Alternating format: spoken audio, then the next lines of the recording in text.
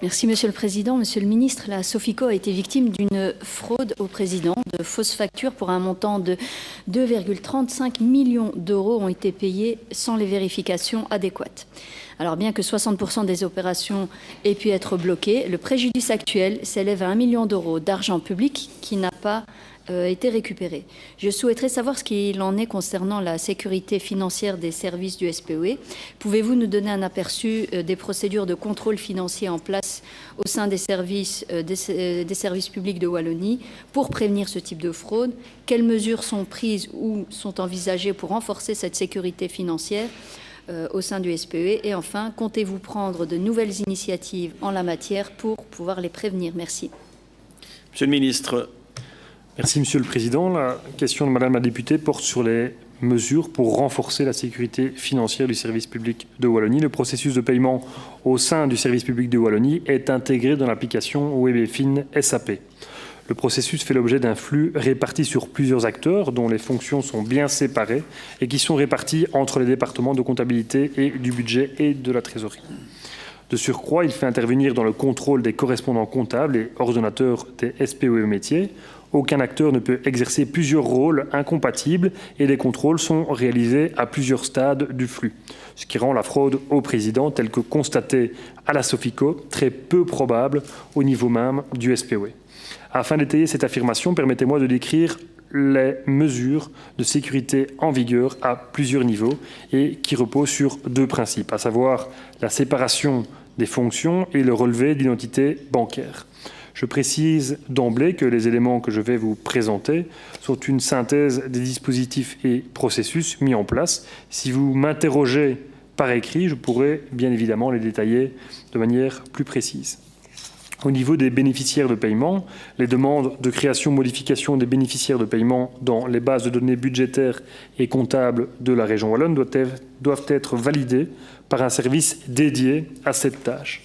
Les agents le composant n'ont pas les autorisations informatiques pour intervenir dans le flux des dossiers d'engagement, de liquidation et de paiement. Cette séparation stricte de fonctions, saluée par la Cour des comptes, est de nature à diminuer considérablement le risque de fraude. Chaque paiement fait l'objet d'une analyse préalable approfondie par ces services, ce qui limite ici aussi le risque de manipulation frauduleuse. Concernant les pièces justificatives requises, le principe est que le service des bénéficiaires de paiement exige un relevé d'identité bancaire signé de la banque pour tout nouveau numéro de compte bancaire introduit dans la base de données SAP WebFin. À l'heure actuelle, ce document justificatif est considéré comme le plus probant, qui permet d'avoir des données de qualité, de réduire au maximum les risques de fraude et d'erreur.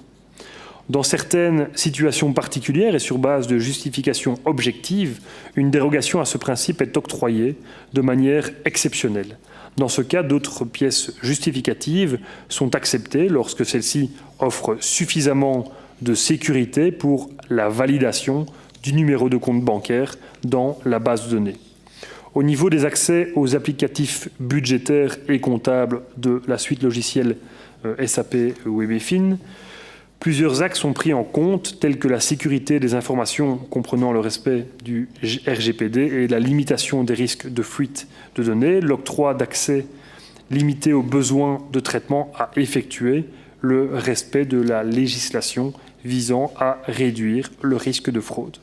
Au niveau du trésorier centralisateur, afin de répondre aux recommandations de la Cour des comptes en matière de prévention de fraude, le trésorier centralisateur appartenant au SPOE Finance n'a quant à lui aucune possibilité de modifier les données reprises dans les paiements introduits et validés par les différents intervenants dans le nouveau système comptable.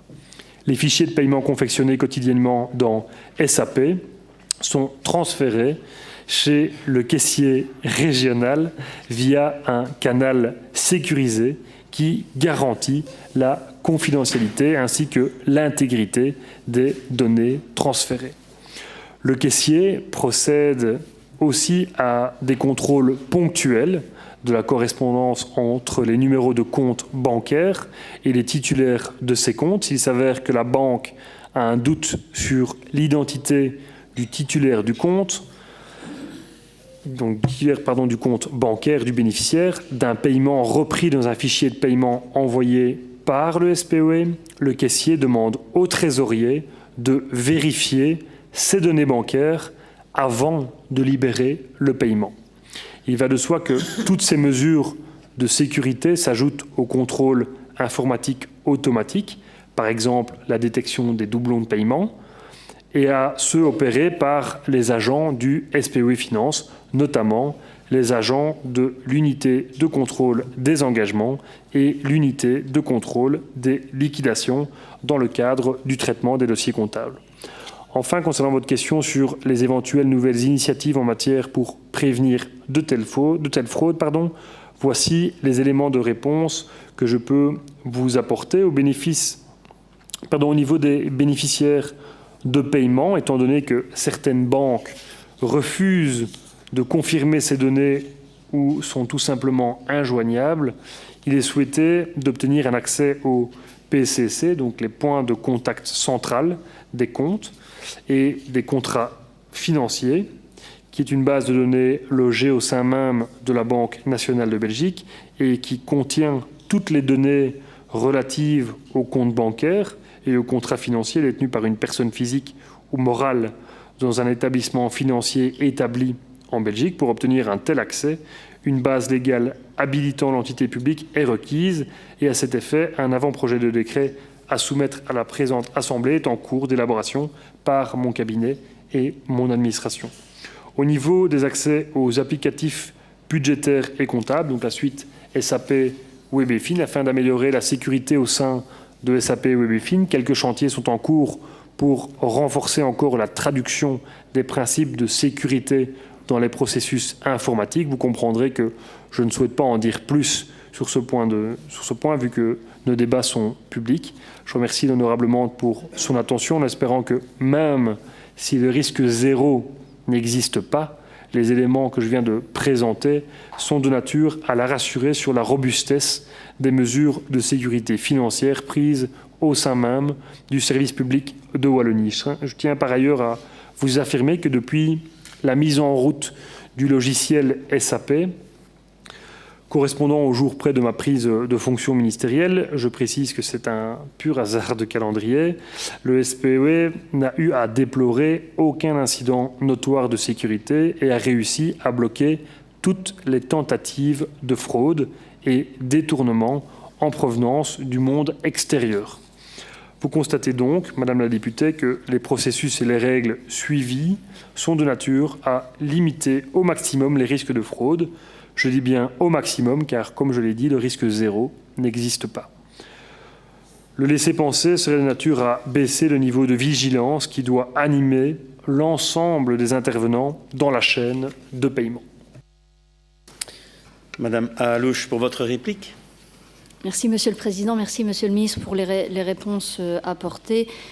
J'entends bien que le risque zéro n'existe pas et que celui qui pourrait l'affirmer, évidemment, aurait totalement tort. Et comme vous l'avez dit, cela impliquerait aussi une baisse de vigilance. Par contre, ce qui déroute, c'est des fois la simplicité des mécanismes mis en place pour détourner de l'argent. Parce qu'il y a eu aussi le cas à l'Office wallon des déchets, il y a eu aussi le cas à la FN Herstal. Ça existe ailleurs, ça existe dans d'autres niveaux de pouvoir, ça existait à la commune de Moucron pour citer cet exemple, où les gens, en fait, finalement, certains, en fait, se font payer simplement sur leur propre compte. Et donc, ça, c'est assez déroutant pour le citoyen de se dire, tiens, un mécanisme aussi simple, ça a fonctionné. Écoutez, on suivra ça avec attention, peut-être l'un ou l'autre élément par une question écrite. En tout cas, merci pour votre vigilance et pour les réponses apportées. Merci.